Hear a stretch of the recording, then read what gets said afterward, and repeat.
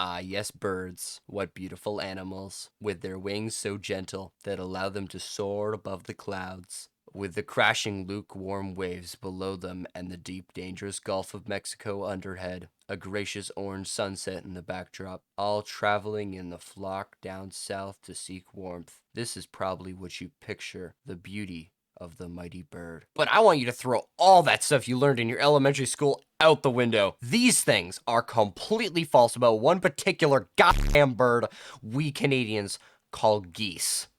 These little pricks defecate all over your luscious green grass in the summer, defecate on the snow in the winter, defecate on your piles of leaves you just rake in the fall, and defecate all over your Amazon packages in the spring. This thing we call a bird is more like an industrial manure factory than any kind of bird I've ever heard of. These birds have a complete lack of respect for anything like my property rights or the right to shove a gun up its ass in the middle of my local downtown park and place it on the table for a lovely family dinner. And goose is the main course, of course. These things are the incarnation of a walking dumpster fire. All these things do is waddle around, poop, squawk at 2 o'clock in the morning, and prevent you from getting in your car just to drive 500 meters down the road and waste $30 on gas to go to the convenience store and walk past that weird guy that works there and get a 3-liter tub of Duncan Hines ice cream.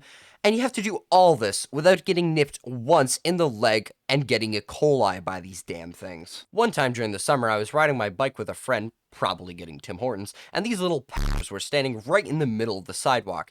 And there was only 3 options to do. Option 1 was to ride into the middle of the road and get smoked by a car, get carried down the street for 4 kilometers until they reach the local post office and stop the car. Then realize that they hit you and just give you a loonie for all the trouble. Option 2 was to ride into the river, which was to the left of me and my friend, like the pirate army in that really famous movie starring that guy whose character wasn't even that Depp.